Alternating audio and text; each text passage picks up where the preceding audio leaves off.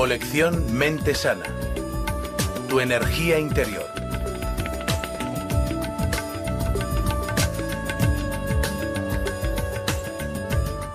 El doctor Deepak Chopra, líder de renombre mundial en el campo de la medicina cuerpo-mente. Tras enseñar en la Facultad de Medicina de la Universidad de Tufts, Boston, fue jefe del personal médico del New England Memorial Hospital. Es autor de éxito de 12 libros, entre ellos Cuerpos sin edad, Mentes sin tiempo y Curación cuántica. Y el director del Instituto de Medicina Cuerpo-Mente de San Diego, California. En la sesión anterior os planteé una hipótesis razonable para comprender el cuerpo, la mente y el entorno como un continuum.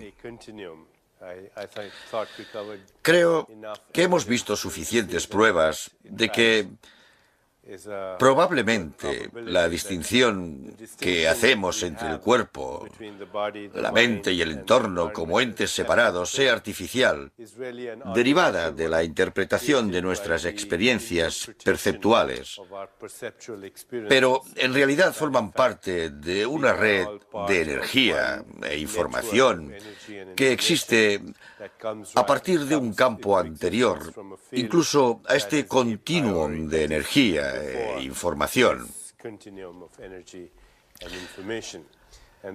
La conciencia humana es capaz de experimentar esta realidad, experimentar lo que se conoce como conciencia unitaria, donde el observador y lo observado se convierten en uno, donde el espectador y el paisaje se convierten en uno.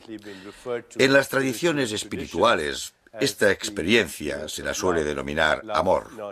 El amor no como una mera emoción, el amor no como un mero sentimiento, sino el amor como la verdad última en el corazón de la creación. El amor como la experiencia de la conciencia unitaria. Como dijera el gran poeta indio que cité en la sesión anterior, cuando experimento belleza sé que es la verdad. ¿Y qué es la belleza? Es el amor en el corazón de la creación. Este continuum de inseparabilidad, de que incluso el tiempo o la experiencia del tiempo la generamos nosotros, porque en realidad solo existe una eternidad. El tiempo es una experiencia perceptual. Si leéis Historia del tiempo de Stephen Hawking y os detenéis en la introducción de Carl Sagan, hay una afirmación extraordinaria. Dice que Stephen Hawking se ha propuesto comprender la mente de Dios. Stephen Hawking se ha propuesto comprender la mente de Dios. Que yo sepa, solo hubo otro científico que fue tan audaz como para hacer semejante afirmación. Albert Einstein una vez dijo que quería conocer los pensamientos de Dios. El resto son detalles. ¿A qué conclusión llega cuando se propone comprender la mente de Dios? Según él, vivimos en un universo que no tiene ni principio en el tiempo, ni final en el tiempo. No tiene límites en el espacio, ni nada que pueda influir un creador. Ahora intentad conceptualizar este concepto, intentad visualizarlo, intentad imaginároslo y veréis que es total y absolutamente imposible. ¿Cómo se puede conceptualizar o visualizar algo que no tiene principio? Los científicos utilizan el término del Big Bang y los 3 primeros minutos para postular que el universo tuvo un principio, al menos en el espacio y el tiempo. Pero el caso es que no se puede visualizar, no es visualizable. Y en el momento en que uno toma partido y dice que quizá hubo un principio, entonces el dilema inmediato es, si hubo un principio, ¿qué había antes del principio? Si existe un final para este universo, entonces el dilema inmediato es, ¿qué habrá después del final? Si hay límites en el espacio, ¿qué hay más allá de esos límites? Resulta que la física cuántica no es solo más extraña de lo que pensamos. Es más extraña de lo que podamos pensar, al menos del modo en que podemos pensar lingüísticamente. El modo en que podemos pensar en nuestro lenguaje verbal de élite, pero no en el lenguaje matemático, que parece ser el lenguaje de la naturaleza. Las matemáticas son el lenguaje de la naturaleza, pero las matemáticas en sus ecuaciones tienen en cuenta el cero y el infinito, que no son conceptualizables visual o al menos lingüísticamente. Vemos que, aunque creemos la experiencia del tiempo en nuestra conciencia, es un resultado. Nuestra experiencia personal del tiempo es un resultado de nuestro diálogo interno. Hace unos años, mientras viajaba por Alemania, un médico amigo mío me habló de una noticia. 7 mineros se habían quedado atrapados en una mina. Sabían que les quedaba un periodo limitado de tiempo porque disponían de una cantidad limitada de oxígeno. Solo uno de los mineros tenía reloj. Y para calmar la ansiedad de los demás, a cada 2 horas que pasaban decía que había pasado 1 hora. Al final de la semana los rescataron con vida a todos, menos al que había estado diciendo la hora. Había cambiado la experiencia subjetiva del tiempo de los demás, pero él sufrió las consecuencias de su propia experiencia al mirar el reloj, aunque hubiera conseguido cambiar la experiencia de los demás. El tiempo es una experiencia subjetiva y no se pueden medir las experiencias subjetivas. Un gran físico inglés, Sir Arthur Eddington, dijo que tratar de medir una experiencia subjetiva es como intentar averiguar la raíz cuadrada de un soneto. Es imposible. Es imposible. Tal vez demos con algunas variables objetivas, pero el tiempo, los sentimientos, las emociones, los deseos ocurren en este terreno cuántico de la conciencia. Bien, para resumir lo que hemos tratado hasta ahora, me gustaría revisar algunos principios. Veamos si podemos estudiarlos con un poco de detenimiento. El mundo físico, incluidos nuestros cuerpos, es una respuesta del observador. Intrínsecamente, es un flujo ambiguo e incesante de quántums. Vosotros y yo somos como magos. Como el rey Midas, que no conocía la textura de una rosa o la sensación de un beso, porque todo cuanto tocaba se convertía en oro. De forma parecida, en nuestro estado usual de conciencia, nuestro estado de vigilia, discriminamos otros terrenos de conciencia que los videntes y los sabios han tratado durante miles de años. Hay una antigua expresión: mundos infinitos vienen y se van en la vasta extensión de mi conciencia. Son como motas de polvo bailando en un rayo de luz que brilla a través de un agujero en el techo. Dejando a un lado esto, en nuestro estado de vigilia usual de conciencia no conoceremos la verdadera textura de la realidad cuántica, porque aunque la percibamos, la interpretamos según la realidad material, la realidad temporal. Y ese mundo físico temporal es una respuesta del observador y cómo el observador utiliza los instrumentos de observación, el sistema nervioso. Pero en su estado esencial, el cuerpo y el universo están formados por energía e información, no materia sólida. La tecnología se basa en este supuesto de que en su estado esencial, el universo es no material y no físico. El cuerpo y la mente son inseparables. Son la misma cosa bajo disfraces diferentes. La mente es un campo de información y energía que se experimenta subjetivamente. El cuerpo y el mundo son el mismo campo de energía e información que se experimentan objetivamente. Y la bioquímica del cuerpo se ve influenciada por la conciencia. Lo vimos en los experimentos con conejos y la estimulación táctil y kinestésica, etc. La modulación sensorial, cómo utilizamos o experimentamos nuestros sensores. Nuestros sensores son transductores que obtienen energía del universo. Por ejemplo, nuestro sensor oído es un transductor electrónico que convierte la energía mecánica en energía eléctrica en el cerebro. La nariz y los receptores de olores convierten la energía química en eléctrica en el cerebro. Los ojos son receptores que convierten la radiación electromagnética en energía eléctrica en el cerebro. Estos son transductores. Y la experiencia que tenemos del flujo de hormonas o el flujo de sustancias en nuestro organismo es realmente el modo en que metabolizamos nuestra experiencia sensorial. Si le digo a alguien que tiene cáncer, se produce de inmediato un torrente de sustancias tóxicas en su organismo como consecuencia del miedo generado. Si le digo a alguien, te quiero, se produce una respuesta completamente diferente.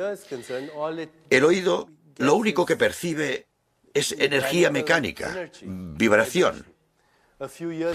Hace unos años trabajé como voluntario en una clínica del SIDA, donde tenían una absurda costumbre. Los lunes por la mañana les hacían analíticas de sangre a los pacientes. Los miércoles anunciaban los resultados. El médico se sentaba aquí y los pacientes se sentaban en círculo. El médico cogía un papel y decía, John, le miraba y decía, negativo. Y uno veía cómo reaccionaba, cómo su cuerpo se insuflaba de energía y de vida. Pero si cogía otro papel y decía, George, positivo, se notaba la liberación de sustancias tóxicas en su cuerpo. Veíamos cómo la vida se desprendía de esa persona, cómo prácticamente moría delante de nuestros ojos. Me pregunté cuál era la diferencia en la vibración del ambiente cuando se dice la palabra positivo y se compara con la palabra negativo. Solo son leves vibraciones en el ambiente, rozan algunos pelos del canal auditivo interno y se produce una pequeña descarga de electricidad. La vibración es idéntica. De hecho, se podría producir la misma vibración con las palabras positivo y negativo, y sin embargo, el resultado es completamente diferente. En algún sitio se ha producido un desvío, y ese desvío no está en el mundo material, sino en el ámbito de la mecánica cuántica, en el campo que está más allá del cuerpo y la mente. Incluso la bioquímica del cuerpo es el resultado de esta conciencia. Esta percepción, aunque parezca automática, es un fenómeno conocido. Aprendemos a percibir condicionados por nuestro adoctrinamiento cultural y social, nuestra historia evolutiva, etc. Los impulsos de inteligencia moldean nuevas formas en el cuerpo a cada segundo. Los impulsos de inteligencia son impulsos de información y energía. Son nuestros pensamientos, sentimientos, emociones y deseos. A pesar de que cada uno de nosotros parezca ser independiente, todos estamos conectados a unos modelos de inteligencia que gobiernan el cosmos, y el cuerpo mecánico cuántico no tiene límites definidos. Son paquetes localizados de información y energía en el universo de la información y la energía. Este universo está vivo gracias a la información y la energía, pero no se trata de información y energía corriente, sino de información y energía que se retroalimentan e influyen en su propia expresión, que es la evolución. La evolución no es más que la capacidad de cambiar la expresión de la información y la energía. No podemos denominarla simplemente información y energía. Es inteligente. Este es un universo inteligente. Y nosotros somos seres conscientes en un universo consciente. El sistema nervioso humano es el instrumento privilegiado de la naturaleza por medio del cual el universo es consciente de sí mismo. El universo es consciente gracias a vosotros y yo. Y este es el privilegio que tenemos como especie humana, de que, aunque parezcamos autónomos, no lo somos. Como dijera el gran poeta americano, cada átomo que os pertenece también me pertenece. El tiempo no existe como un absoluto, solo la eternidad. El tiempo es eternidad cuantificada, como se cuantifica en la conciencia. Buda, el fundador del budismo, dijo que nuestra vida es como un relámpago en el cielo. Dijo que nuestra vida es tan transitoria como las nubes de otoño. Contemplar el nacimiento y la muerte de los seres es como contemplar los movimientos de un baile. Una vida pasa a toda velocidad, como un torrente por una montaña empinada, pero nos identificamos con nuestra imagen y no con nuestro yo, y por eso experimentamos el tiempo. En realidad, solo existe la eternidad, y cada uno vive en una realidad que se halla más allá de todo cambio. Volveré sobre este tema, un tema importante, porque existe un componente aquí, un componente de la existencia que se encuentra más allá del cambio. A falta de un término mejor, podemos llamarlo el alma o el espíritu. Bien, claro que si acudís a un científico y le decís que tenéis un alma, el científico os contestará diciendo: me gustaría creerlo, muéstrame dónde está. El científico afirmaría lo mismo de la mente, porque, como os habréis imaginado, no existe ninguna prueba real de que la mente existe, ninguna prueba científica. Solo tenemos pruebas circunstanciales de que la mente existe. No obstante, si no fuera por las invisibles fuerzas animadas de la mente, estaríamos paralizados. Yo no podría estar hablando, no podría desplazarme. Por tanto, los pensamientos tienen una fuerza animada, una invisible fuerza animada sin la cual estaríamos paralizados. Aún así, no se puede documentar científicamente que esta fuerza exista porque no se puede observar al microscopio. Lo mismo podría decirse del alma. ¿Qué es el alma?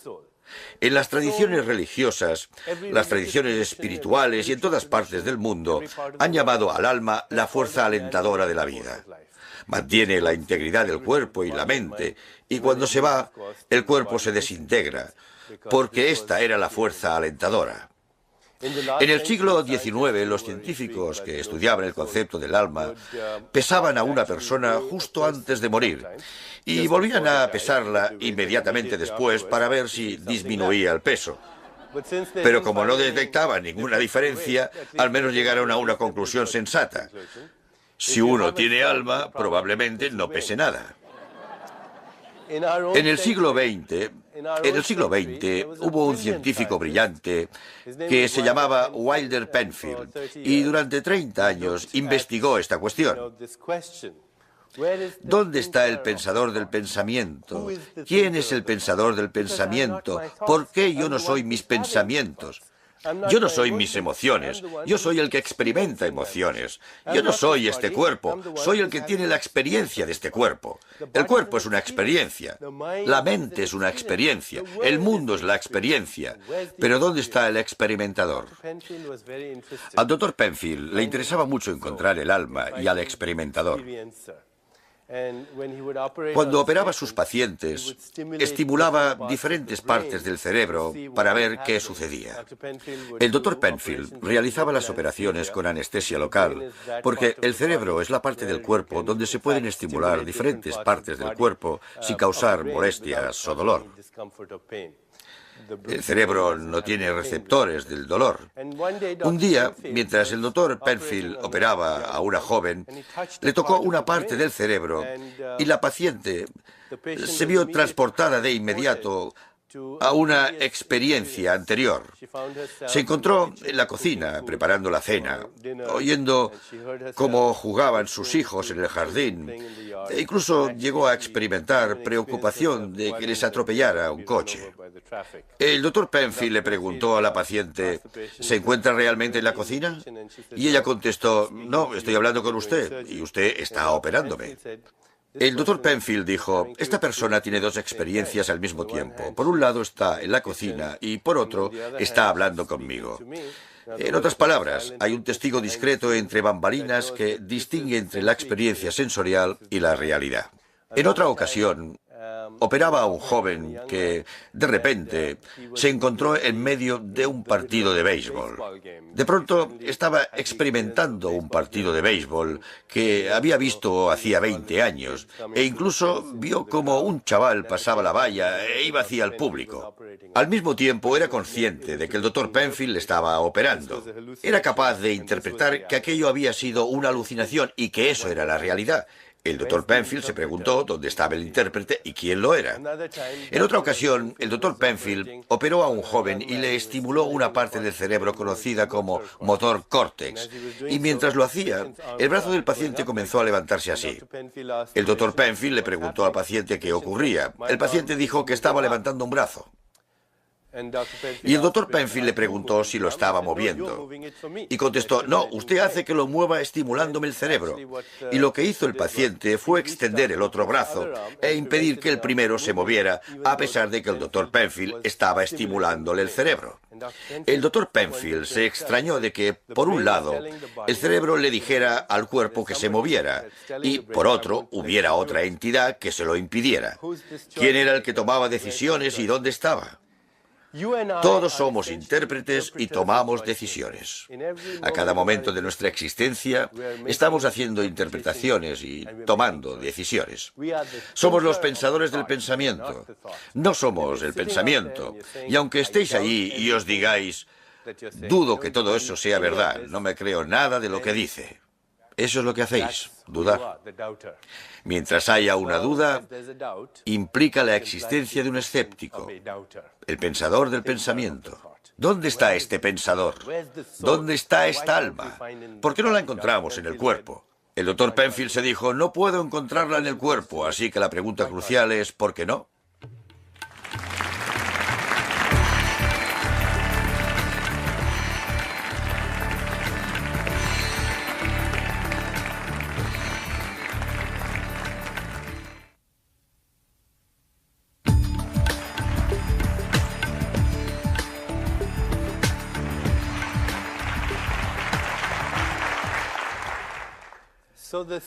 Bien, hemos denominado al alma el pensador del pensamiento, la fuerza alentadora, y según se desprende de los experimentos del doctor Penfield y otros pioneros en este campo de la investigación cuerpo-mente, si se quiere,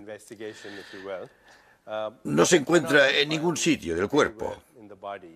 No se puede encontrar este fantasma en esta máquina con toda la tecnología disponible.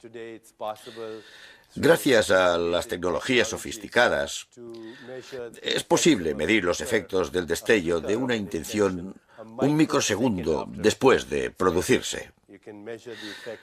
Ahora es posible medir los efectos del destello de una intención un microsegundo después de producirse, pero la pregunta es, ¿de quién es la intención? ¿Y dónde está esa persona? No es posible encontrar a esta persona en el cuerpo. Esta persona que es el yo esencial que interpreta y toma decisiones. No se puede encontrar al yo real, el que interpreta y toma decisiones en el cuerpo. ¿Por qué no se encuentra en el cuerpo? La respuesta podría ser bien sencilla. La razón por la que no se encuentra el yo real en el cuerpo es porque no está ahí. Si vais a una librería y vais a la sección de metafísica, encontraréis una serie de libros sobre experiencias extracorpóreas, cuando el verdadero misterio es cómo conseguir una experiencia intracorpórea. Porque en teoría no estamos aquí.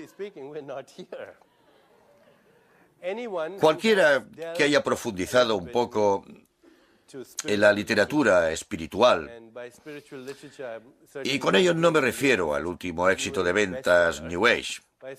Por literatura espiritual me refiero a las obras literarias de las grandes religiones del mundo, como el judaísmo, el cristianismo, el islamismo, el budismo, el hinduismo, el zen y las grandes religiones del mundo, y que son patrimonio cultural de la humanidad. Todo aquel que haya estudiado esa literatura se habrá encontrado una expresión que dice que estamos en este mundo, pero no somos de él. En este mundo, pero no somos de él. Tal vez tampoco se trate de una metáfora. Tal vez podamos encontrar una base para esta afirmación. Imaginaos que escucháis a Beethoven por la radio y que destrozáis la radio con la esperanza de encontrar a Beethoven dentro. No le encontraréis allí, por la sencilla razón de que no está ahí. La radio es un instrumento que convierte un campo no local de energía e información en un fenómeno de espacio-tiempo. Ya que he mencionado estos términos, os explicaré qué significan. Un fenómeno de espacio-tiempo. Un fenómeno de espacio-tiempo es cualquier suceso que tenga una localización en el espacio y exista en momentos de tiempo. Por tanto, esto de aquí es un fenómeno de espacio-tiempo. Tiene esta localización en el espacio y tiene momentos en el tiempo. Sabemos que hubo un momento en que no existía y habrá un momento en que tampoco existirá.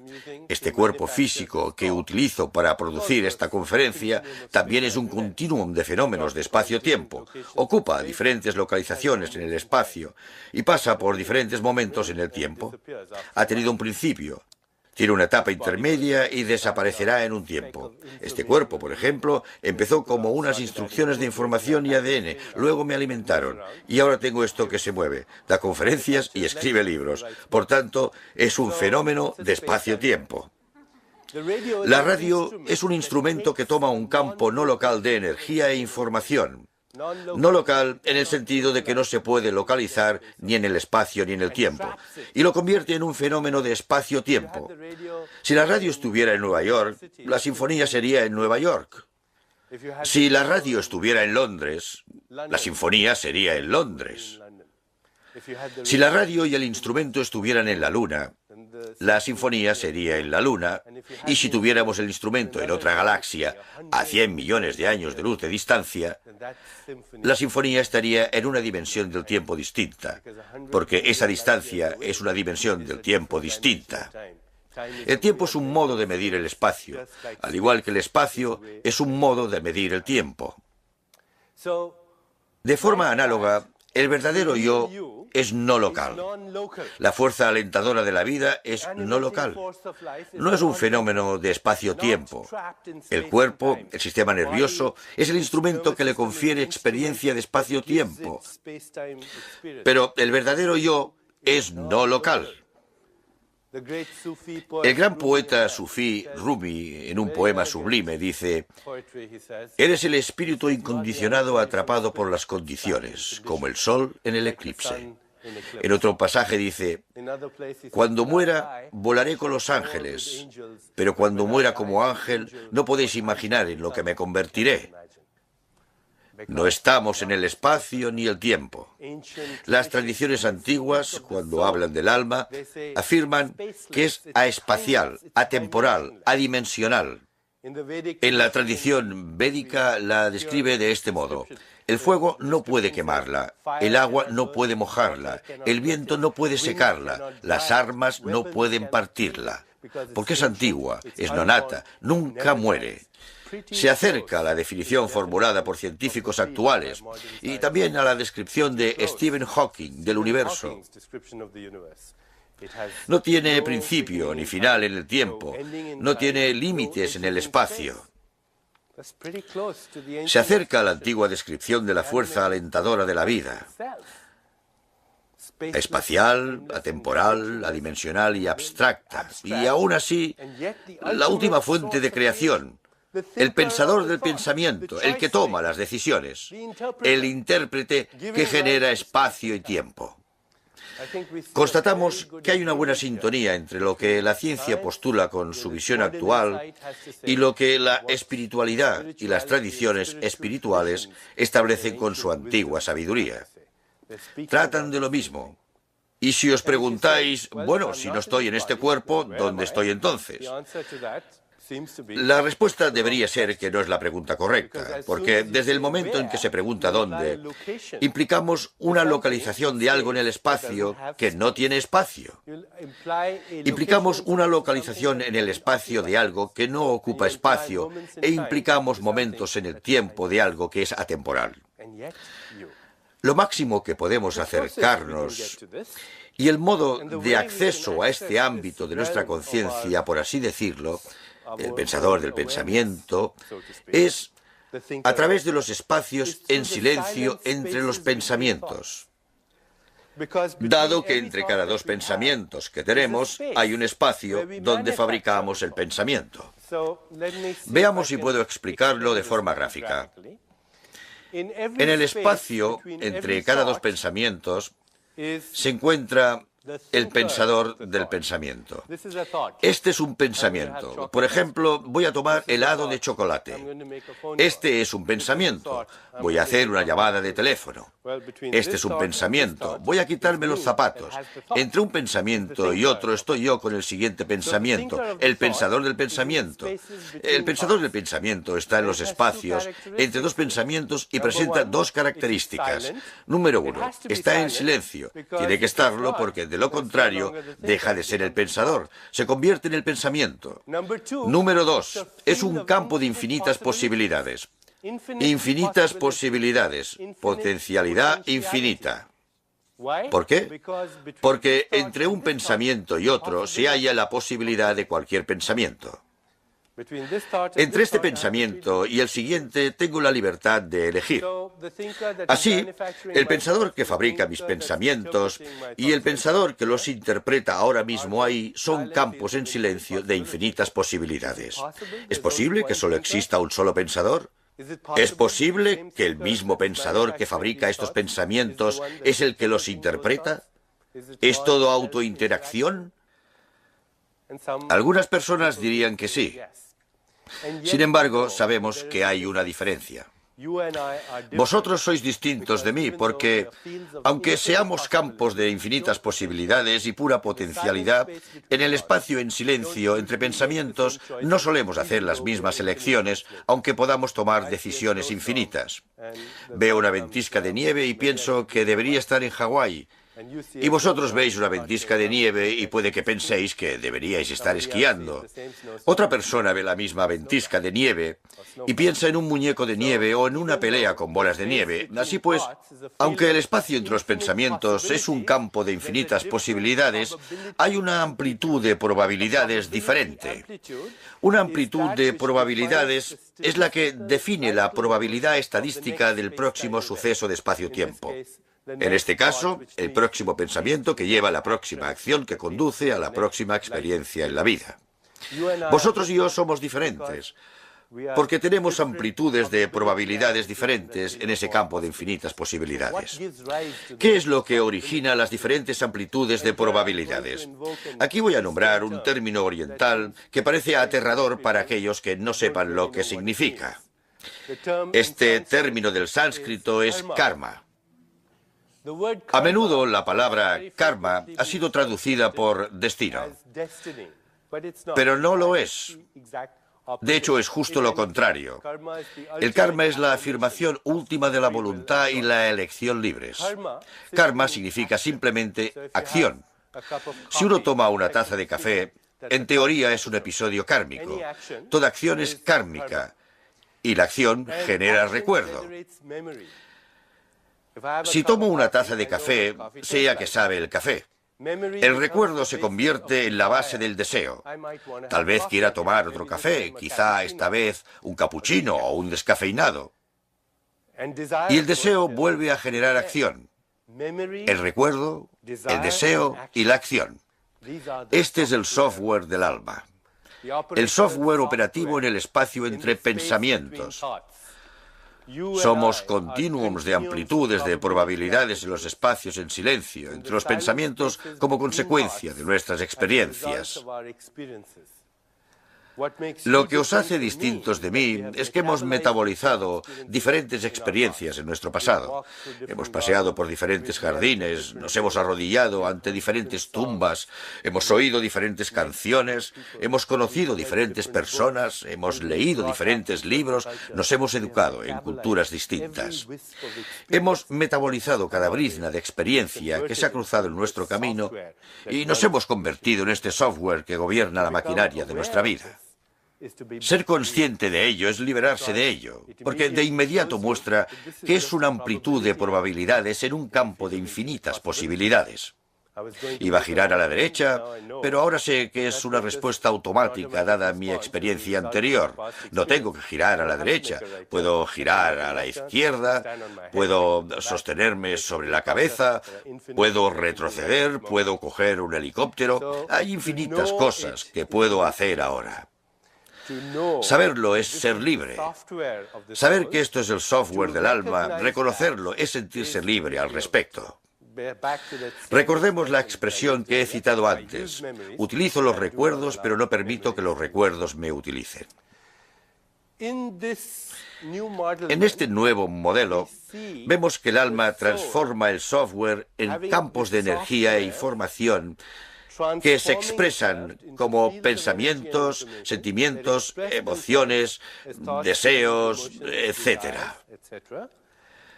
Luego se transforma en la bioquímica, los neurotransmisores y péptidos, y después se transforma en respuestas bioquímicas, respuestas fisiológicas, determinadas conductas, experiencia del mundo. Pero vemos que existe un continuum y que, por tanto, el alma es una entidad real que encaja en nuestro modelo de realidad no local. La realidad no local que precipita fenómenos de espacio-tiempo que llamamos experiencia. De hecho, los que estudian este modelo y lo han explorado una serie de científicos, por citar algunos como Karl Pibram y también David Bohm, el físico eminente, han hablado del modelo holográfico de la memoria. Creo que todos los aquí presentes saben lo que es un holograma. Un holograma es, por expresarlo de forma sencilla, una proyección tridimensional de la memoria.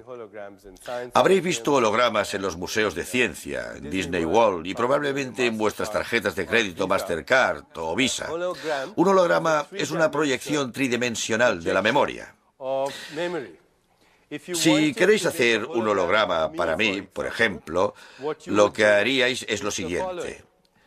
Supongamos por un momento que este soy yo y queréis hacer un holograma mío. Haríais pasar un rayo láser por un instrumento llamado divisor de frente de onda. Este instrumento divide el rayo láser, que es un rayo que tiene una frecuencia de luz, en dos rayos. Uno se llama el haz objeto, el otro se llama rayo de referencia. El haz objeto llega al objeto, en este caso yo, se dispersa en luz dispersa. El rayo de referencia rebota en un espejo, interfiere con el haz objeto disperso y crea un patrón de interferencias que puede registrarse en una placa fotográfica. No tiene nada de misterio. Parecen un montón de garabatos. Pero ahora comienza la magia. Se coge la placa fotográfica con su patrón de interferencias, se hace pasar por ella un rayo láser y se obtiene una proyección tridimensional de mí, parecida a mí, como un fenómeno de espacio-tiempo. Y si el holograma está bien hecho, no podríais distinguir entre mí y el holograma. Por ejemplo, en la conferencia anterior os hablé yo. Este es un holograma y no notáis la diferencia. Hace unos meses estaba meditando y tuve una revelación brillante. Aunque lo diga yo, de vez en cuando uno tiene esta clase de revelaciones y sabe que son ciertas. Tuve la revelación de que dentro de 5 años dispondremos de la tecnología para hacer hologramas perfectos de nosotros mismos. Pero no solo para enviarlos por fax a donde queramos, sino que podremos estar en varios sitios a la vez. La pregunta crucial será ¿quién es el verdadero? En cualquier caso, hay algo muy misterioso relacionado con los hologramas. Porque si cogiéramos unas tijeras y cortáramos la placa fotográfica con su patrón de interferencias en 1 millón de trocitos, 1 billón de trocitos o 1 billón de billones de trocitos y miráramos el pedacito más pequeño, pasáramos un rayo láser por él, obtendríamos un nuevo holograma de mí. Por eso se llama holograma. Su totalidad se halla en cada fragmento. Su totalidad se halla en cada fragmento. De hecho, cada fragmento del holograma es la totalidad desde una perspectiva diferente. Y la razón por la que trato el tema con tanto detalle es que los científicos sugieren que la memoria holográfica es lo que es este cuerpo. Que vosotros y yo tenemos no solo recuerdos personales, sino también impersonales. Recuerdos que se remontan mucho tiempo atrás, a la infancia, a la vida intrauterina.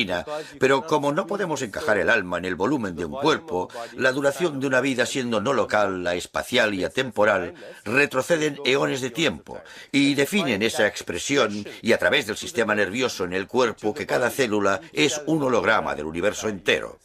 los recuerdos personales e impersonales.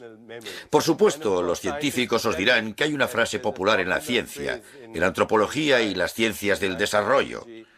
La ontogenia replica la filogenia, lo que significa que en la experiencia de esta vida, desde el feto hasta el adulto o hasta el bebé completamente desarrollado, replicamos las experiencias de nuestra especie y otras especies. Tenemos un cerebro reptil, tenemos un cerebro anfibio, tenemos recuerdos de todo lo que ha ocurrido en toda la historia de la evolución, no solo de la humanidad, sino también de otras especies. Y estos recuerdos se remontan mucho tiempo atrás.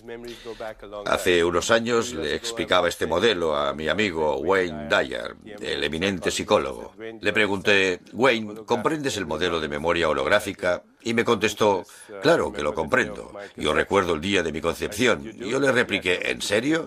Me dijo, sí. Fui a un picnic con mi padre y volví con mi madre. Si fuéramos un poco más allá,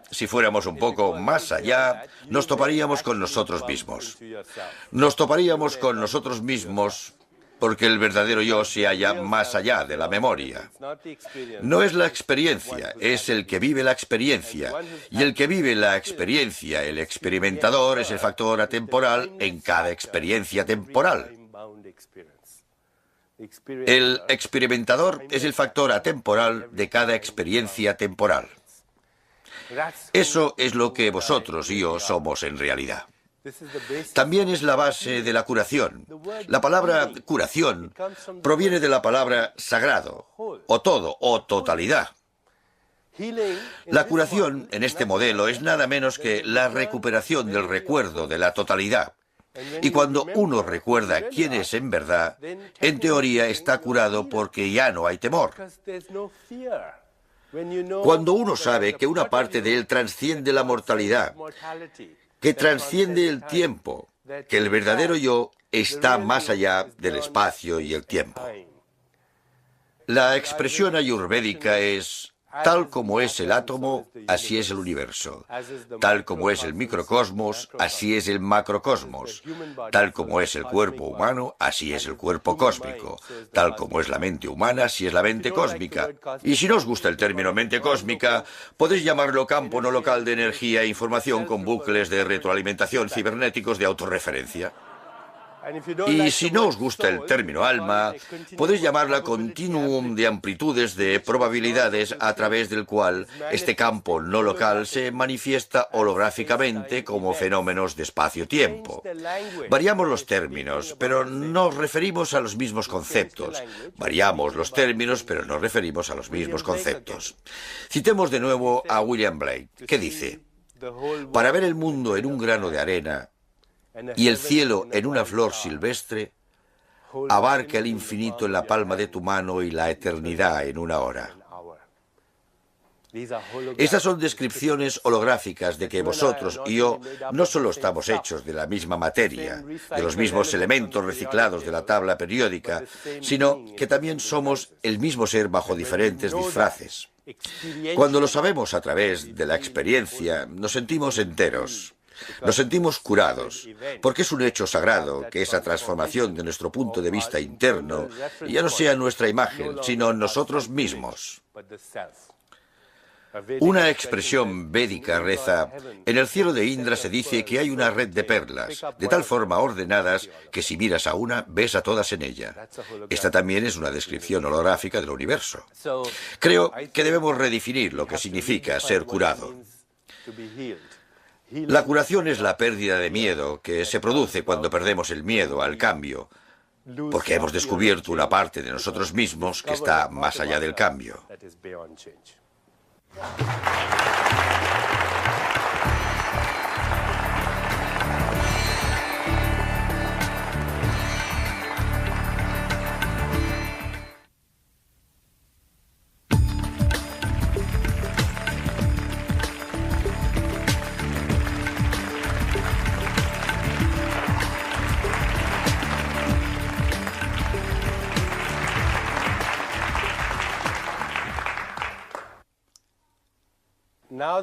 Ahora que hemos tratado el entorno, el cuerpo, la mente, el alma y más adelante también el espíritu como parte de un continuum, pasemos a analizar en detalle este modelo.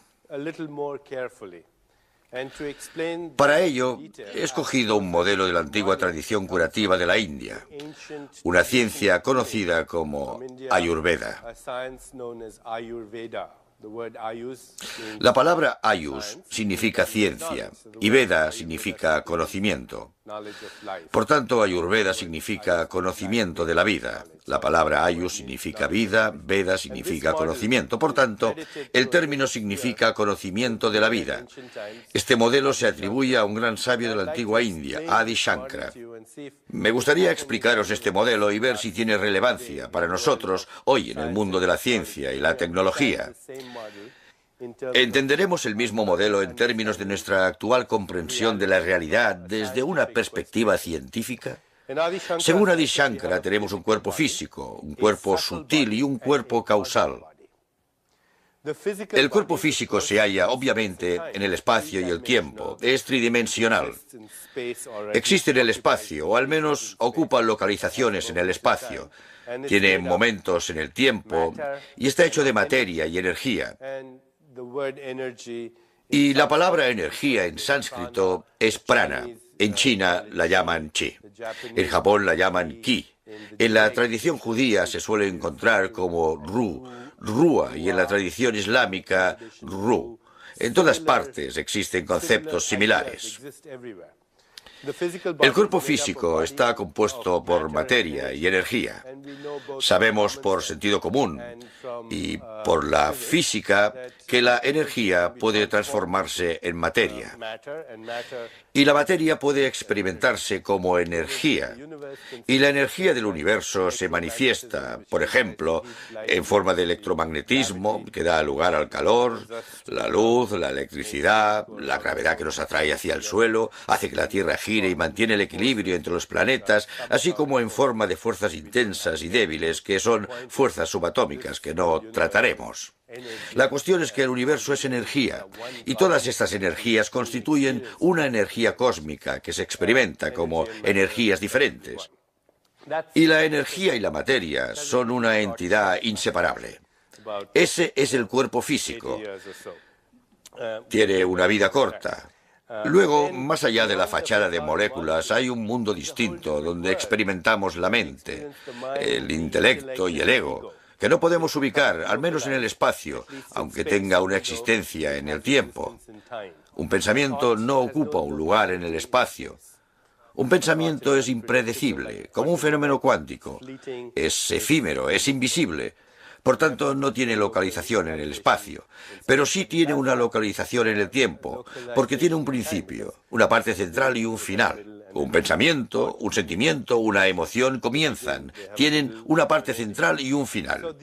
A estos ámbitos de existencia abstracta se les llama el cuerpo sutil, porque no puede experimentarse por medio de los sentidos, son sutiles. En la mente experimentamos emociones, sentimientos, deseos. En el intelecto experimentamos ideas, conceptos, nociones y creencias. Las creencias son ideas que consideramos ciertas. ¿Son ciertas? Son ciertas porque creemos que son ciertas. ¿Son universalmente ciertas? Obviamente no. De lo contrario, la gente no se mataría por sus creencias. Desde antiguo se dice que las creencias persisten, es decir, sobreviven a los creyentes. Más allá del intelecto se encuentra el ego. El ego es nuestro estado de referencia objeto. Me gustaría definir este concepto. Al hacer una referencia a objeto, uno se refiere a un objeto para identificarse. Eso es lo que es el ego. Es la referencia a objeto. Uno se refiere a algo para identificarse. Si me cruzo con alguien en la calle y le pregunto, ¿quién eres? No creo que me responda. Soy una expresión holográfica del universo que se manifiesta como un continuum de amplitudes de probabilidades para fenómenos de espacio-tiempo, que en teoría es una definición bastante precisa de quién sería. Pero si le pregunto quién es, lo normal es que me responda nombrando objetos. Un nombre, un pasaporte, un número de la seguridad social, un puesto de trabajo, una relación, una cuenta bancaria, un coche, una casa. Uno renuncia a sí mismo a favor de su imagen. El ego es la propia imagen que resulta del sacrificio del espíritu por la imagen, que resulta de la identificación con los objetos. Y aquí está el nacimiento del tiempo.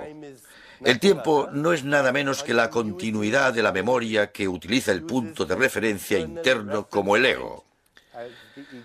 El punto de referencia interno es la propia imagen, y la continuidad de la memoria que lo utiliza como el punto de referencia interno es el tiempo. Si se rompe la barrera del ego, se entra en un ámbito atemporal, el del espíritu, que no puede, como hemos dicho anteriormente, que no puede encajarse en el volumen de un cuerpo o la duración de una vida, porque el espíritu es atemporal, espacial, adimensional y no local. Al romper la barrera del ego, lo que haría que uno se sienta ofendido a menudo, al romper esa barrera, se descubre este otro ámbito, conocido por lo general como el cuerpo causal, porque genera el cuerpo sutil. El cuerpo causal también tiene dos componentes. Tiene un alma y un espíritu. El alma es el continuum de amplitudes de probabilidades compuesto por tres elementos: acción, memoria y deseo, el software. Más allá, el campo de la potencialidad pura, que en las tradiciones espirituales se ha dado en llamar a menudo terreno último de la creación, el espíritu universal. Si os gusta la terminología espiritual, es sencillo. Uno tiene un cuerpo, tiene energía, tiene una mente, tiene un intelecto, tiene un ego, tiene un alma y tiene un espíritu. Esa es la terminología que han utilizado todas las tradiciones espirituales de todo el mundo. Pero también se podría decir que uno está formado por campos de materia, campos energéticos, campos de transformación, campos de información y un campo unificado. Campo de información es una palabra agradable. Información significa generación de forma, información. Estos son los campos de transformación. A medida que vamos de la capa más superficial a las capas más profundas de la existencia, encontramos que hay un no cambio relativo. El cuerpo tiene una vida corta, pero la mente, el intelecto y el ego tienen una vida más larga que las moléculas en las que cabalgan. Mi cuerpo físico no es el mismo que el modelo del año pasado. Este es el modelo del 1995, creo. El modelo de 1994 está muerto. Ha desaparecido. Vino del polvo. Se arremolinó un rato y volvió al polvo. Está muerto, pero yo no he muerto. Mis sentimientos, mis emociones, mis recuerdos no han cambiado. Quizás sirva esto como prueba científica de la existencia de vida tras la muerte. Sucede todo el tiempo. Las emociones tienen una vida más larga que las moléculas por medio de las que se expresan. Y el campo de información que genera las emociones aún dura más hasta acabar con el terreno último de creación, que David Bohm llama el orden implicado, de donde nace todo, el terreno último de creación. También podríamos describir el mismo modelo diciendo que este es el campo de potencialidad pura, en el que el observador, el proceso de observación y el objeto observado están ahí, pero no se manifiestan. El espectador, el paisaje y el proceso de ver están ahí, se esconden, por decirlo así. A este nivel, el campo de información, el observador o el espectador domina la experiencia. A este nivel, la mente, el intelecto y el ego, el proceso de ver, el proceso de observación domina, porque ¿cómo observamos a través del filtro de la mente, el intelecto y el ego? Y a este nivel, el cuerpo físico y el mundo domina el objeto de la experiencia. Si entendéis este modelo, veréis que el observador, el proceso de observación y el objeto observado son esencialmente manifestaciones diferentes de lo mismo. El observador y el observado son uno. El espectador y el paisaje son uno. El conocedor y el objeto de conocimiento son uno. La persona que ama y la amada son uno. Esta es la meta última de todas las tradiciones espirituales, tener la experiencia de la conciencia unitaria, no intelectual, sino experimentalmente, y transformarse como consecuencia de esa experiencia. Esta es la razón por la que los antiguos sabios, al definir este modelo, dijeron: no estoy en este mundo, el mundo está en mí. No estoy en este cuerpo, el cuerpo está en mí. No estoy en la mente está en mí. El cuerpo, la mente y el mundo me ocurren a mí, porque me curvo hacia atrás sobre mí mismo y creo una y otra vez. Esta es la meta última de todas las tradiciones espirituales y, en última instancia, también es el significado de la palabra totalidad. Ahora me gustaría que pasarais por una breve experiencia, porque quiero demostraros que un pequeño proceso de silencio en la mente puede llevarnos al espacio entre pensamientos. El gran escritor Franz Kafka dijo: no hace falta que hagas nada, quédate sentado en tu mesa y escucha. Luego dijo: ni siquiera hace falta que escuches, espera. Y luego, ni siquiera hace falta que esperes. Aprende a estar en silencio, quieto y en soledad, y el mundo se te ofrecerá libremente para que lo desenmascares. No tiene alternativa, caerá en éxtasis a tus pies. Blaise Pascal, el filósofo francés, dijo que toda la miseria del hombre proviene de su incapacidad para permanecer en silencio, cerrar los ojos y no hacer nada. Somos seres humanos. Somos seres humanos, no pensamientos humanos, ni acciones humanas, sino seres humanos. Y si uno quiere saber quién es, hay que pasar un poco de tiempo consigo mismo. La capacidad para pensar es una capacidad humana extraordinaria. Pero incluso más extraordinaria y humana es la capacidad de no pensar, porque al hacerlo uno se pone en contacto con el alma inmortal, el espíritu. Una expresión bíblica dice: quédate en calma para que sepas que soy Dios. Durante unos momentos cerremos los ojos y experimentemos la calma. No hagáis nada, solo cerrad los ojos y tal vez observad vuestra respiración. En cuanto experimentéis pensamientos, sensaciones y el entorno, volved a la respiración.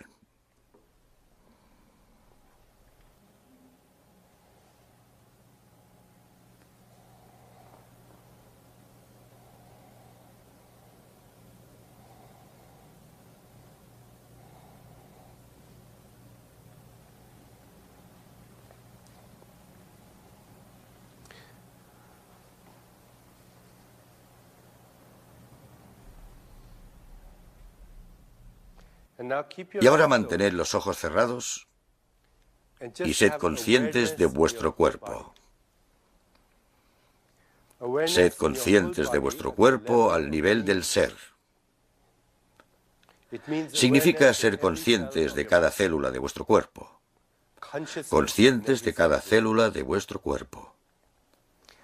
El cuerpo es un campo vivo, inteligente e interactivo de conciencia, de felicidad. No tenéis que pensar en estos pensamientos. Solo tenéis que tener conciencia del cuerpo, solo esa idea. Y entonces el yo, el ser, está en cada célula del cuerpo, en perfecto equilibrio, perfecta integración, perfecto orden, perfecta armonía, pura conciencia, felicidad en todas partes del cuerpo. Centraos en el cuerpo y veréis que bulle de energía, que bulle de felicidad.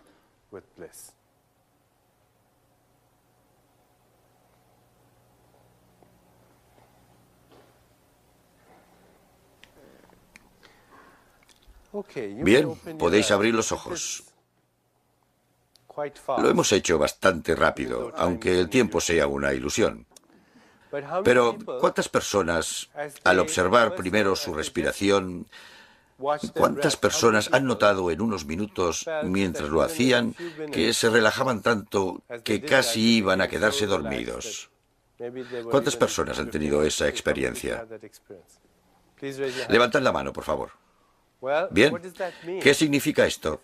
Si en 2 minutos empezáis observando la respiración y os relajáis tanto que casi os quedáis dormidos, ¿qué significa? Significa que tenéis sueño.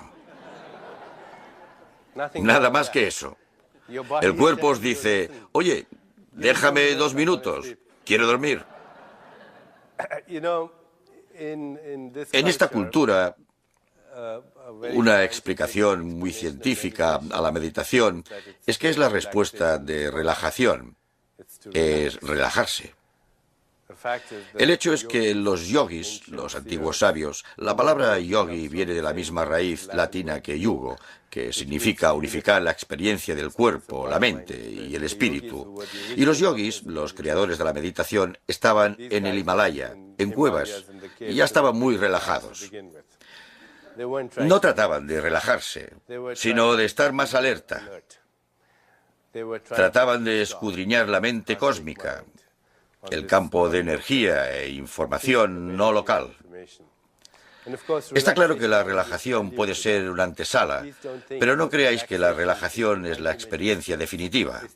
Es la experiencia definitiva si vivimos en una sociedad histérica y melodramática, pero es solo la antesala de la conciencia. Y la conciencia es la fuente de la información y energía biológica de todo ser viviente. La misma conciencia que se filtra a través de este cuerpo y crea en mi mundo, se filtra a través de vuestro cuerpo y crea otro mundo para vosotros, la misma conciencia. Y para llegar a esa conciencia tenemos que aprender a colarnos en los espacios que hay entre los pensamientos. Y cuando lo hacemos, percibimos el software que no solo opera la maquinaria de nuestro cuerpo, sino el software que opera la maquinaria del universo. Y desde ese nivel, si nos concentramos en algo, podemos activar energía e información. ¿Cuántas personas al concentrarse en el cuerpo han notado un pequeño torrente de energía, un hormigueo o calor? Por favor, levantad la mano. Bien, incluso en 2 minutos. Imaginad que estuvierais en una cueva del Himalaya durante 13 años haciéndolo. Podéis utilizar la atención y la intención para dar lugar a transformaciones en el cuerpo. Os da flexibilidad infinita una vez comencéis a experimentar el cuerpo como un fardo de energía e información y a vosotros como la fuente en los espacios entre los pensamientos, como la fuente de energía e información. Atención es energía, intención es transformación o información. Atención e intención son los 2 componentes de la conciencia, que es información biológica. Su fuente está en el espacio entre los pensamientos. Y todos los métodos utilizados en las tradiciones curativas de las culturas antiguas están relacionados con la capacidad para influir en los estados de energía e información como diferentes expresiones de la conciencia. Y cuando uno alcanza un momento en la vida en que lo reconoce, empieza a tener lo que se llama dominio activo sobre la vida. El dominio activo, su definición más precisa, se encuentra en las descripciones de la persona autoactualizada de Abraham Maslow. En la tradición ayurvédica decimos que es la persona autorreferida. La persona autorreferida que no está obligada o maniatada por la hipnosis del condicionamiento social, que en gran parte es la experiencia diaria de la gente. Lo que consideramos normal en nuestra sociedad en realidad es la psicopatología de la media.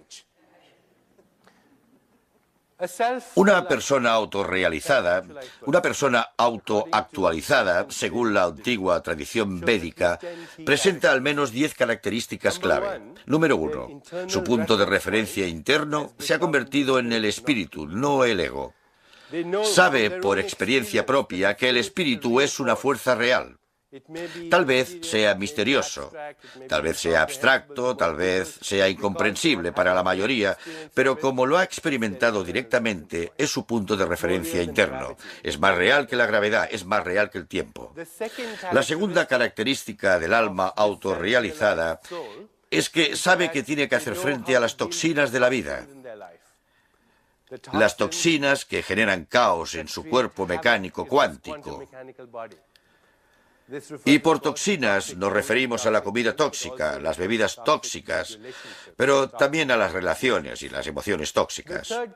La tercera característica del alma autorrealizada es que se han deshecho de su necesidad de aprobación. Es el ego el que necesita aprobación, el ego que busca poder externo, el ego que necesita controlar.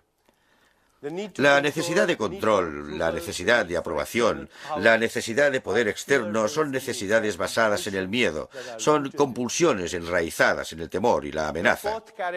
La cuarta característica del alma autorrealizada es que puede utilizar el espejo de las relaciones para su propia evolución, sabiendo que aquellos que amamos y aquellos que odiamos son espejos del yo. Nos atraen las personas en las que reconocemos cosas que anhelamos para nosotros mismos y les tenemos aversión a aquellas en las que vemos rasgos que rechazamos en nosotros mismos. Las relaciones son una herramienta para la evolución de nuestra conciencia.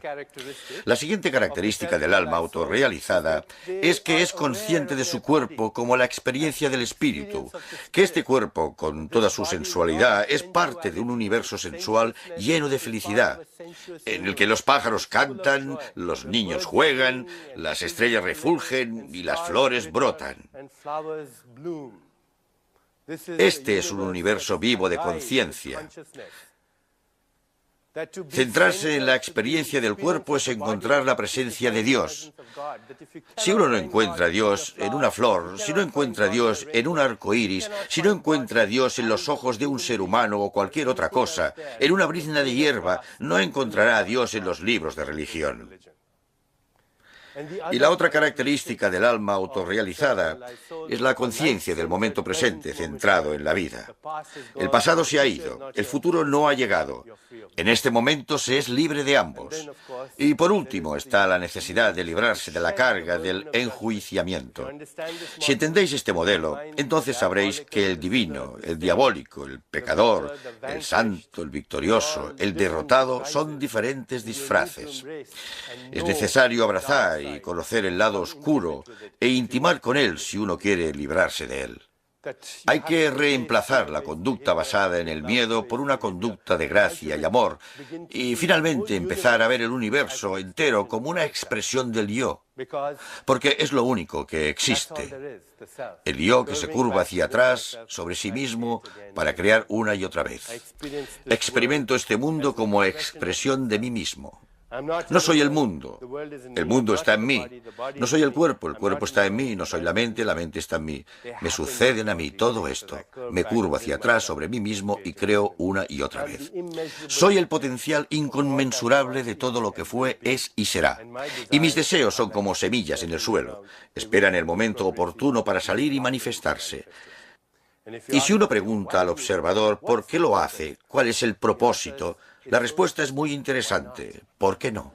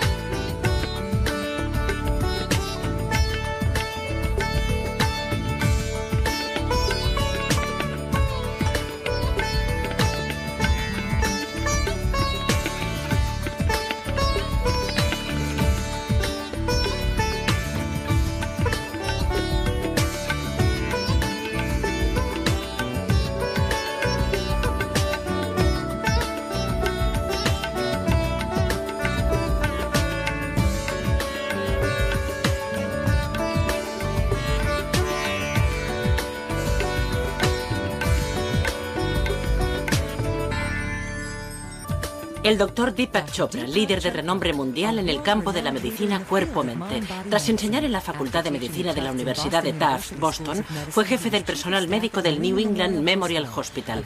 Es autor de éxito de 12 libros, entre ellos Cuerpos sin edad, Mentes sin tiempo y Curación cuántica, y el director del Instituto de Medicina Cuerpo-Mente de San Diego, California. En la sesión anterior os planteé una hipótesis razonable para comprender el cuerpo, la mente y el entorno como un continuum.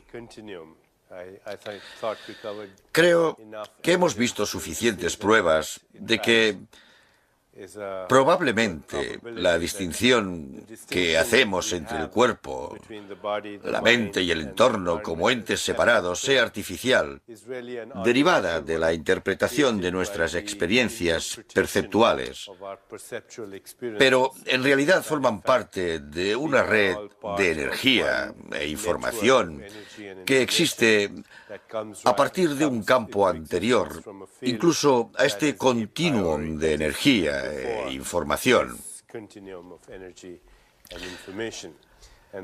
La conciencia humana es capaz de experimentar esta realidad, experimentar lo que se conoce como conciencia unitaria, donde el observador y lo observado se convierten en uno, donde el espectador y el paisaje se convierten en uno. En las tradiciones espirituales, esta experiencia se la suele denominar amor. El amor no como una mera emoción, el amor no como un mero sentimiento, sino el amor como la verdad última en el corazón de la creación, el amor como la experiencia de la conciencia unitaria. Como dijera el gran poeta indio que cité en la sesión anterior, cuando experimento belleza sé que es la verdad. ¿Y qué es la belleza? Es el amor en el corazón de la creación. Este continuum de inseparabilidad, de que incluso el tiempo o la experiencia del tiempo la generamos nosotros, porque en realidad solo existe una eternidad. El tiempo es una experiencia perceptual. Si leéis Historia del tiempo de Stephen Hawking y os detenéis en la introducción de Carl Sagan, hay una afirmación extraordinaria. Dice que Stephen Hawking se ha propuesto comprender la mente de Dios. Stephen Hawking se ha propuesto comprender la mente de Dios. Que yo sepa, solo hubo otro científico que fue tan audaz como para hacer semejante afirmación. Albert Einstein una vez dijo que quería conocer los pensamientos de Dios. El resto son detalles. ¿A qué conclusión llega cuando se propone comprender la mente de Dios? Y la palabra energía en sánscrito es prana. En China la llaman chi. En Japón la llaman ki. En la tradición judía se suele encontrar como ru, rúa, y en la tradición islámica ru. En todas partes existen conceptos similares.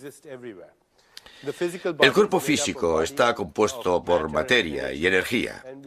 Sabemos por sentido común y por la física que la energía puede transformarse en materia. Y la materia puede experimentarse como energía.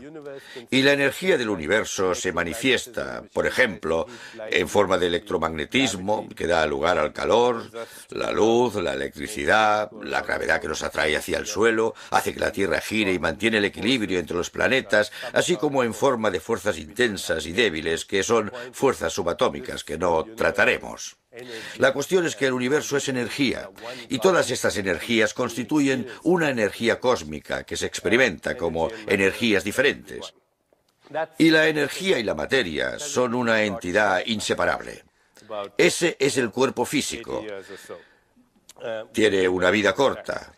Luego, más allá de la fachada de moléculas, hay un mundo distinto donde experimentamos la mente, el intelecto y el ego, que no podemos ubicar, al menos en el espacio, aunque tenga una existencia en el tiempo.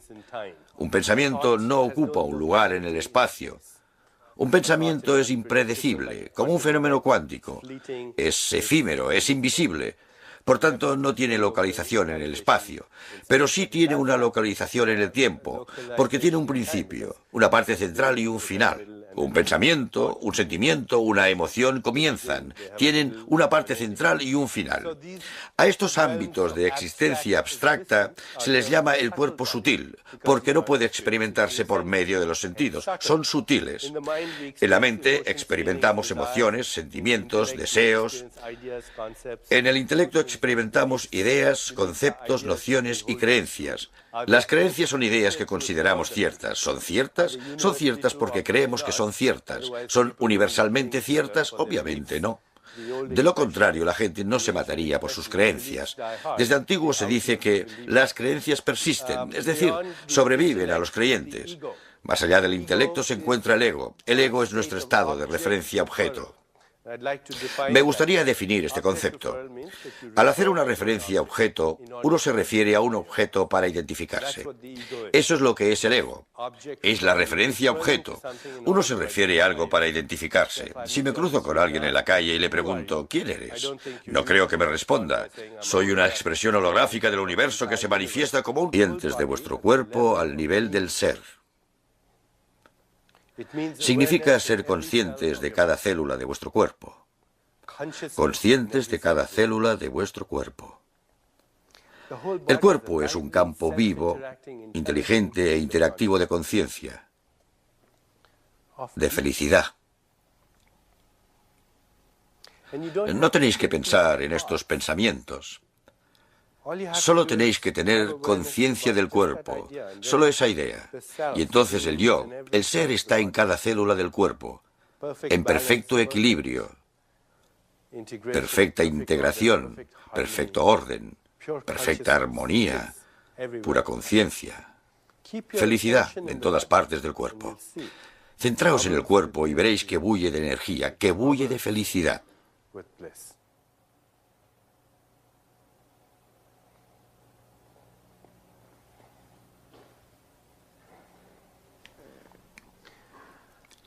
Bien, podéis abrir los ojos. Lo hemos hecho bastante rápido, aunque el tiempo sea una ilusión. Pero, ¿cuántas personas, al observar primero su respiración, cuántas personas han notado en unos minutos, mientras lo hacían, que se relajaban tanto que casi iban a quedarse dormidos? ¿Cuántas personas han tenido esa experiencia? Levantad la mano, por favor. Bien, ¿qué significa esto? Si en 2 minutos empezáis observando la respiración y os relajáis tanto que casi os quedáis dormidos, ¿qué significa? Significa que tenéis sueño. Nada más que eso. El cuerpo os dice, oye, déjame 2 minutos, quiero dormir. En esta cultura, una explicación muy científica a la meditación es que es la respuesta de relajación, es relajarse. El hecho es que los yogis, los antiguos sabios, la palabra yogi viene de la misma raíz latina que yugo, que significa unificar la experiencia del cuerpo, la mente y el espíritu. Y los yogis, los creadores de la meditación, estaban en el Himalaya, en cuevas, y ya estaban muy relajados.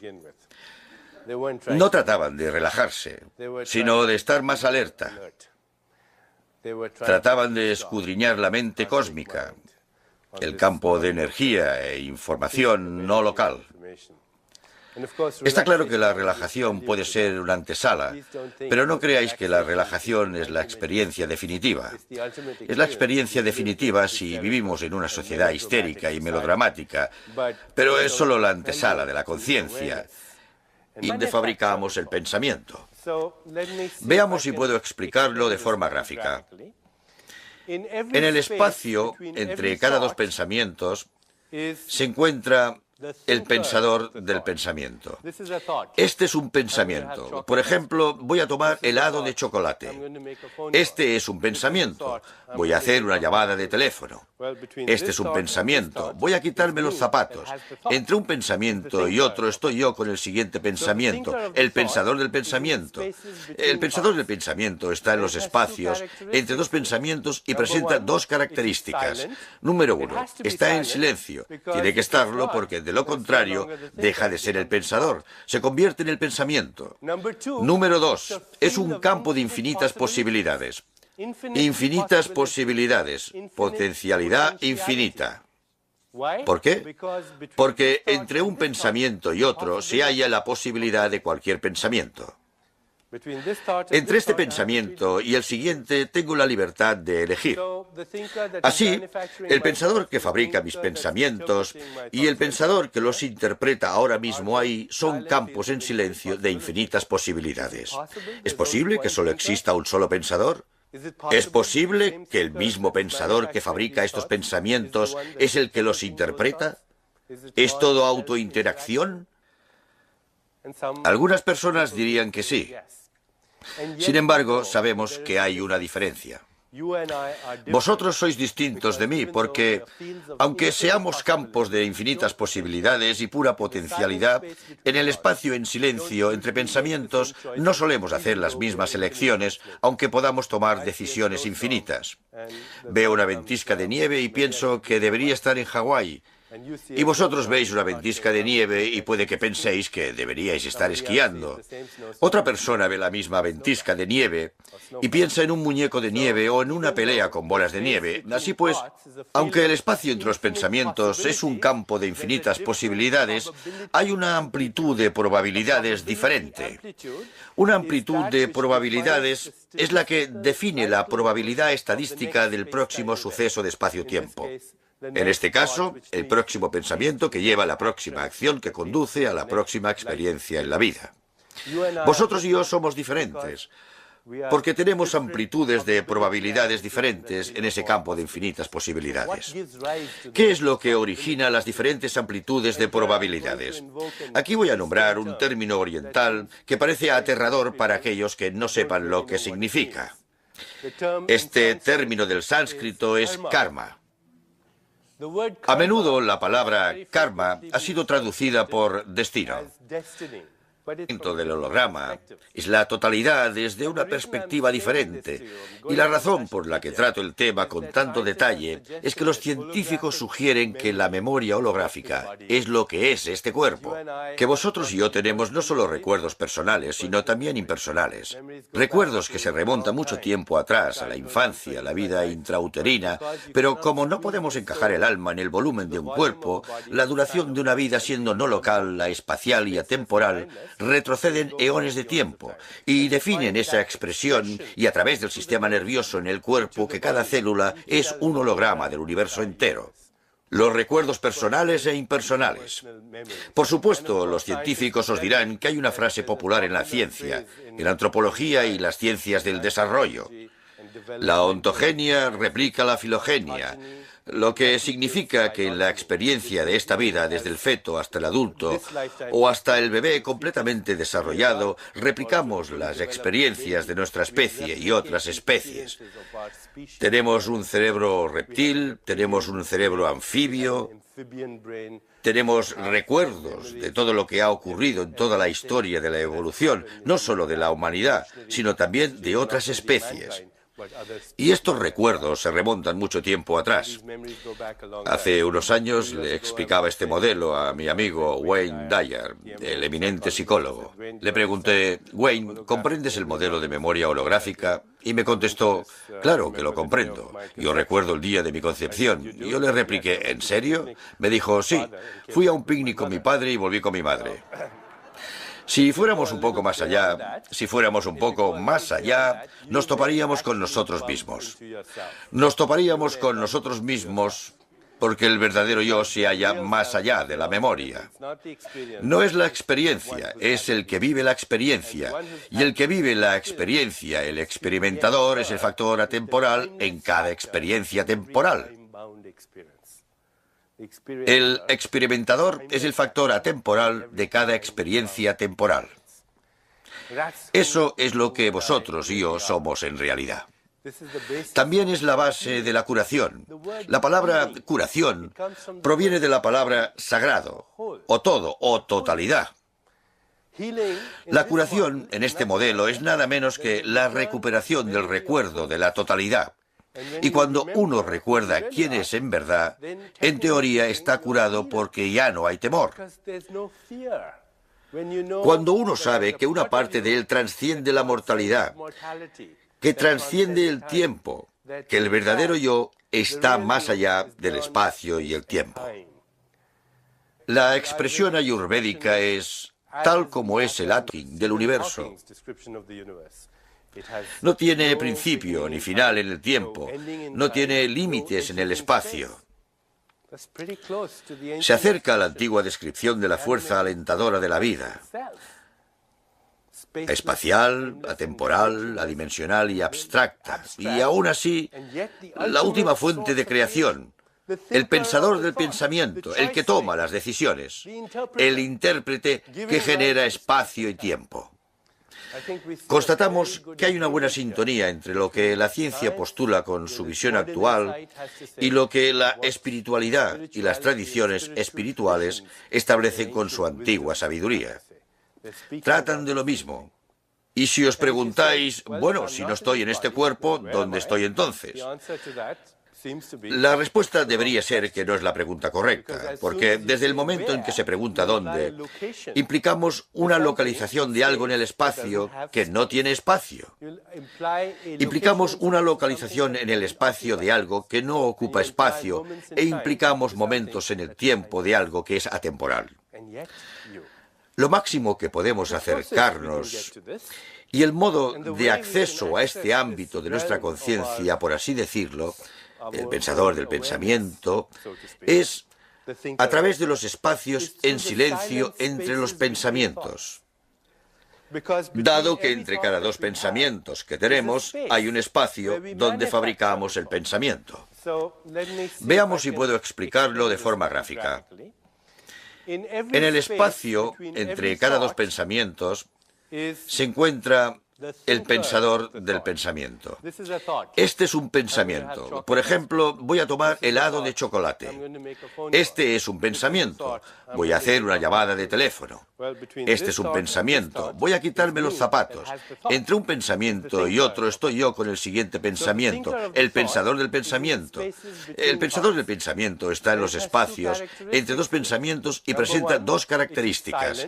Número uno, está en silencio. Tiene que estarlo porque de lo contrario deja de ser el pensador. Se convierte en el pensamiento. Número dos, es un campo de infinitas posibilidades. Infinitas posibilidades. Potencialidad infinita.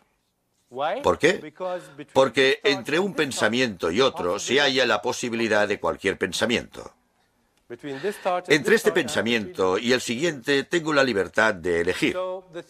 Así, el pensador que fabrica mis pensamientos y el pensador que los interpreta ahora mismo ahí son campos en silencio de infinitas posibilidades. ¿Es posible que solo exista un solo pensador? ¿Es posible que el mismo pensador que fabrica estos pensamientos es el que los hizo en el cuerpo? ¿Por qué no se encuentra en el cuerpo? La respuesta podría ser bien sencilla. La razón por la que no se encuentra el yo real en el cuerpo es porque no está ahí. Si vais a una librería y vais a la sección de metafísica, encontraréis una serie de libros sobre experiencias extracorpóreas, cuando el verdadero misterio es cómo conseguir una experiencia intracorpórea. Porque en teoría no estamos aquí. Cualquiera que haya profundizado un poco en la literatura espiritual, y con ello no me refiero al último éxito de ventas New Age. Por literatura espiritual me refiero a las obras literarias de las grandes religiones del mundo, como el judaísmo, el cristianismo, el islamismo, el budismo, el hinduismo, el zen y las grandes religiones del mundo, y que son patrimonio cultural de la humanidad. Todo aquel que haya estudiado esa literatura se habrá encontrado una expresión que dice que estamos en este mundo, pero no somos de él. En este mundo, pero no somos de él. Tal vez tampoco se trate de una metáfora. Tal vez podamos encontrar una base para esta afirmación. Imaginaos que escucháis a Beethoven por la radio y que destrozáis la radio con la esperanza de encontrar a Beethoven dentro. No le encontraréis allí, por la sencilla razón de que no está ahí. La radio es un instrumento que convierte un campo no local de energía e información en un fenómeno de espacio-tiempo. Ya que he mencionado estos términos, os explicaré qué significan. Un fenómeno de espacio-tiempo. Un fenómeno de espacio-tiempo es cualquier suceso que tenga una localización en el espacio y exista en momentos de tiempo. Por tanto, esto de aquí es un fenómeno de espacio-tiempo. Tiene esta localización en el espacio y tiene momentos en el tiempo. Sabemos que hubo un momento en que no existía y habrá un momento en que tampoco existirá. Este cuerpo físico que utilizo para producir esta conferencia también es un continuum de fenómenos de espacio-tiempo. Ocupa diferentes localizaciones en el espacio y pasa por diferentes momentos en el tiempo. Ha tenido un principio. Tiene una etapa intermedia y desaparecerá en un tiempo.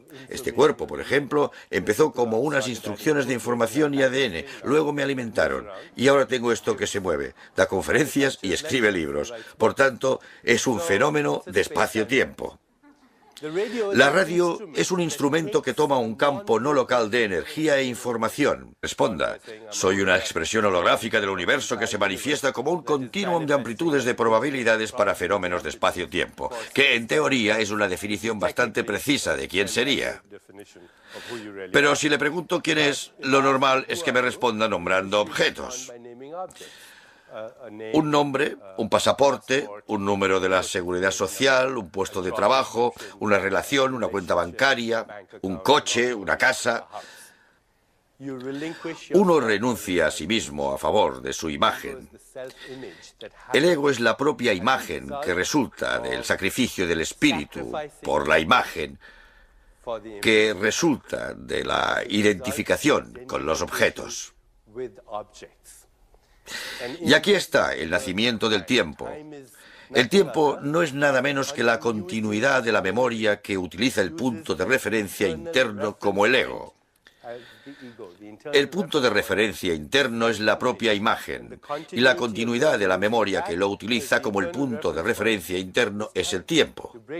Si se rompe la barrera del ego, se entra en un ámbito atemporal, el del espíritu, que no puede, como hemos dicho anteriormente, que no puede encajarse en el volumen de un cuerpo o la duración de una vida, porque el espíritu es atemporal, espacial, adimensional y no local. Al romper la barrera del ego, lo que haría que uno se sienta ofendido a menudo, al romper esa barrera, se descubre este otro ámbito, conocido por lo general como el cuerpo causal, porque genera el cuerpo sutil. El cuerpo causal también tiene dos componentes. Tiene un alma y un espíritu. El alma es el continuum de amplitudes de probabilidades compuesto por tres elementos: acción, memoria y deseo, el software. Más allá, el campo de la potencialidad pura, que en las tradiciones espirituales se ha dado en llamar a menudo terreno último de la creación, el espíritu universal. Si os gusta la terminología espiritual, es sencillo. Uno tiene un cuerpo, tiene energía, tiene una mente, tiene un intelecto, tiene un ego, tiene un alma y tiene un espíritu. Esa es la terminología que han utilizado todas las tradiciones espirituales de todo el mundo. Pero también se podría decir que uno está formado por campos de materia, campos energéticos, campos de transformación, campos de información y un campo unificado. Campo de información es una palabra agradable. Información significa generación de forma, información, tiempo. Pero el verdadero yo es no local. El gran poeta sufí Rumi, en un poema sublime, dice: «Eres el espíritu incondicionado atrapado por las condiciones, como el sol en el eclipse». En otro pasaje dice: «Cuando muera, volaré con los ángeles, pero cuando muera como ángel, no podéis imaginar en lo que me convertiré». No estamos en el espacio ni el tiempo. Las tradiciones antiguas, cuando hablan del alma, afirman que es aespacial, atemporal, adimensional. En la tradición védica la describe de este modo: el fuego no puede quemarla, el agua no puede mojarla, el viento no puede secarla, las armas no pueden partirla, porque es antigua, es nonata, nunca muere. Se acerca a la definición formulada por científicos actuales y también a la descripción de Stephen Hawking del universo. No tiene principio ni final en el tiempo, no tiene límites en el espacio. Se acerca a la antigua descripción de la fuerza alentadora de la vida. Espacial, atemporal, adimensional y abstracta. Y aún así, la última fuente de creación. El pensador del pensamiento, el que toma las decisiones. El intérprete que genera espacio y tiempo. Constatamos que hay una buena sintonía entre lo que la ciencia postula con su visión actual y lo que la espiritualidad y las tradiciones espirituales establecen con su antigua sabiduría. Tratan de lo mismo. Y si os preguntáis, bueno, si no estoy en este cuerpo, ¿dónde estoy entonces? La respuesta debería ser que no es la pregunta correcta, porque desde el momento en que se pregunta dónde, implicamos una localización de algo en el espacio que no tiene espacio. Implicamos una localización en el espacio de algo que no ocupa espacio e implicamos momentos en el tiempo de algo que es atemporal. Lo máximo que podemos acercarnos y el modo de acceso a este ámbito de nuestra conciencia, por así decirlo, el pensador del pensamiento, es a través de los espacios en silencio entre los pensamientos. Dado que entre cada dos pensamientos que tenemos hay un espacio donde fabricamos el pensamiento. Veamos si puedo explicarlo de forma gráfica. En el espacio entre cada dos pensamientos se encuentra el pensador del pensamiento. Este es un pensamiento. Por ejemplo, voy a tomar helado de chocolate. Este es un pensamiento. Voy a hacer una llamada de teléfono. El experimentador es el factor atemporal de cada experiencia temporal. Eso es lo que vosotros y yo somos en realidad. También es la base de la curación. La palabra curación proviene de la palabra sagrado, o todo, o totalidad. La curación en este modelo es nada menos que la recuperación del recuerdo de la totalidad. Y cuando uno recuerda quién es en verdad, en teoría está curado porque ya no hay temor. Cuando uno sabe que una parte de él trasciende la mortalidad, que trasciende el tiempo, que el verdadero yo está más allá del espacio y el tiempo. La expresión ayurvédica es: tal como es el átomo, así es el universo. Tal como es el microcosmos, así es el macrocosmos. Tal como es el cuerpo humano, así es el cuerpo cósmico. Tal como es la mente humana, así es la mente cósmica. Y si no os gusta el término mente cósmica, podéis llamarlo campo no local de energía e información con bucles de retroalimentación cibernéticos de autorreferencia. Y si no os gusta el término alma, podéis llamarla continuum de amplitudes de probabilidades a través del cual este campo no local se manifiesta holográficamente como fenómenos de espacio-tiempo. Variamos los términos, pero nos referimos a los mismos conceptos. Variamos los términos, pero nos referimos a los mismos conceptos. Citemos de nuevo a William Blake, que dice: para ver el mundo en un grano de arena y el cielo en una flor silvestre, abarca el infinito en la palma de tu mano y la eternidad en una hora. Estas son descripciones holográficas de que vosotros y yo no solo estamos hechos de la misma materia, de los mismos elementos reciclados de la tabla periódica, sino que también somos el mismo ser bajo diferentes disfraces. Cuando lo sabemos a través de la experiencia, nos sentimos enteros. Nos sentimos curados, porque es un hecho sagrado que esa transformación de nuestro punto de vista interno ya no sea nuestra imagen, sino nosotros mismos. Una expresión védica reza: en el cielo de Indra se dice que hay una red de perlas, de tal forma ordenadas que si miras a una, ves a todas en ella. Esta también es una descripción holográfica del universo. Creo que debemos redefinir lo que significa ser curado. La curación es la pérdida de miedo que se produce cuando perdemos el miedo al cambio, porque hemos descubierto una parte de nosotros mismos que está más allá del cambio.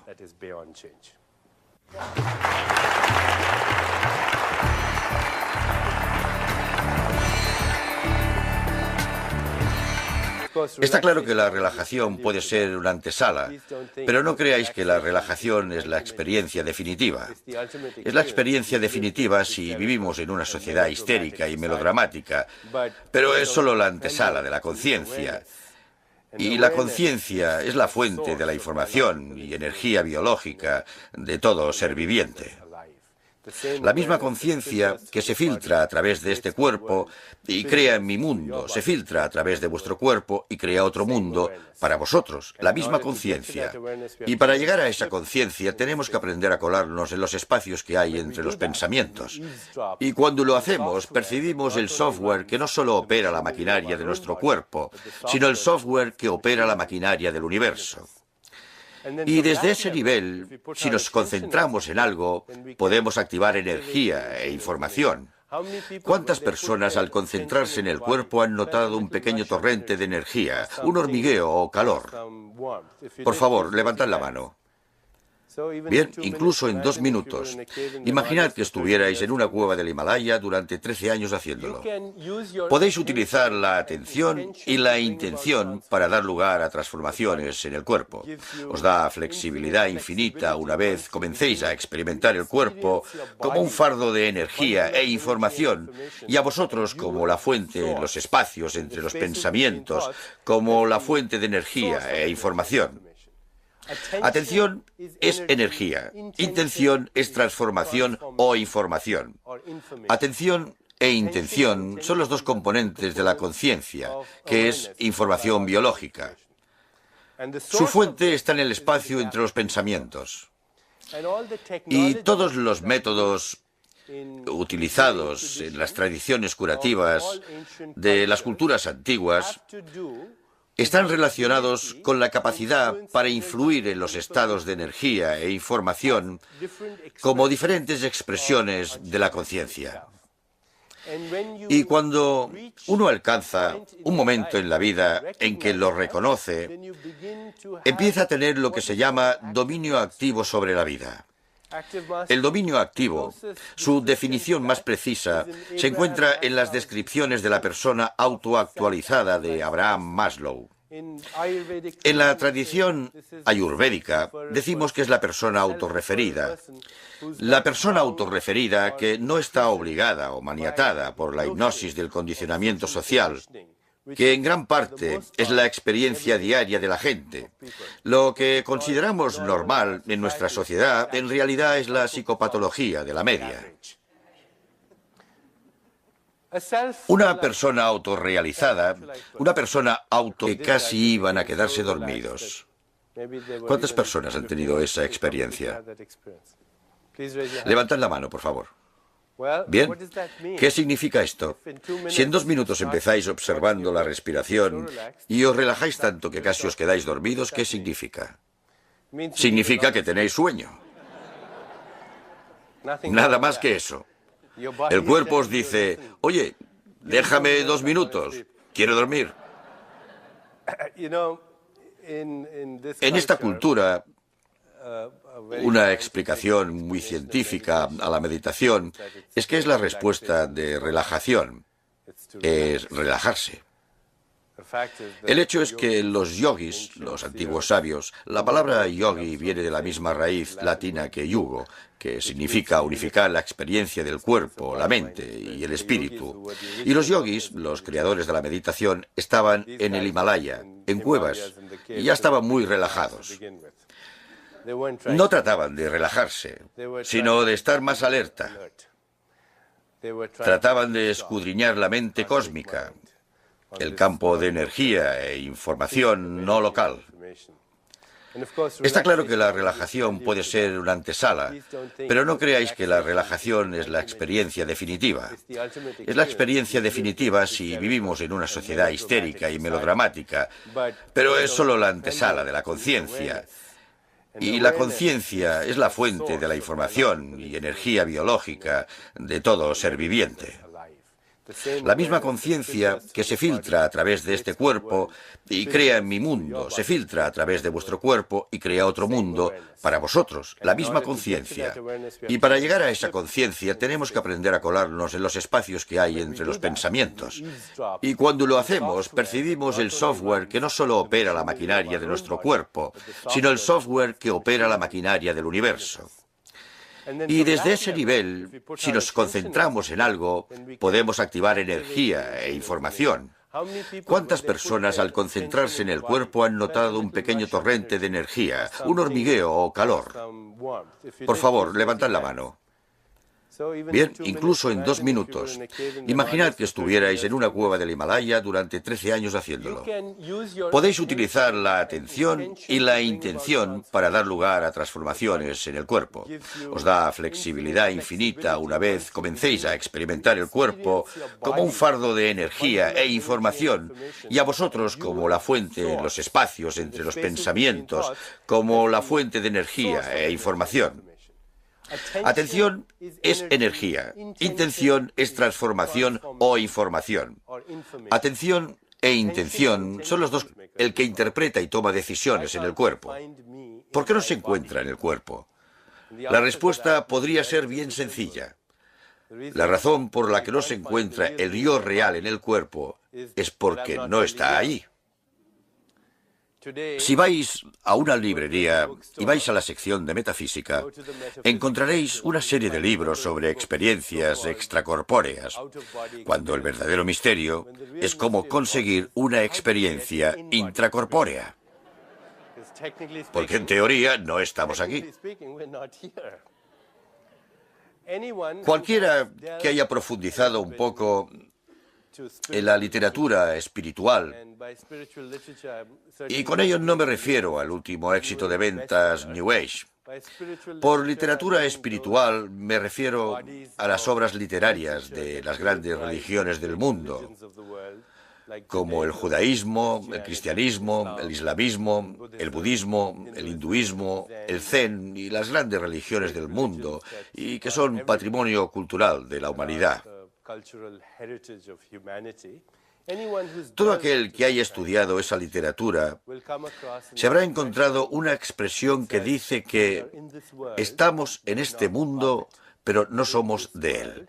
En este mundo, pero no somos de él. Tal vez tampoco se trate de una metáfora, tal vez podamos encontrar una base para esta afirmación. Imaginaos que escucháis a Beethoven por la radio y que destrozáis la radio con la esperanza de encontrar a Beethoven dentro. No le encontraréis allí, por la sencilla razón de que no está ahí. La radio es un instrumento que convierte un campo no local de energía e información en un fenómeno de espacio-tiempo. Ya que he mencionado estos términos, os explicaré qué significan. Un fenómeno de espacio-tiempo. Un fenómeno de espacio-tiempo es cualquier suceso que tenga una localización en el espacio y exista en momentos de tiempo. Por tanto, esto de aquí es un fenómeno de espacio-tiempo. Tiene esta localización en el espacio y tiene momentos en el tiempo.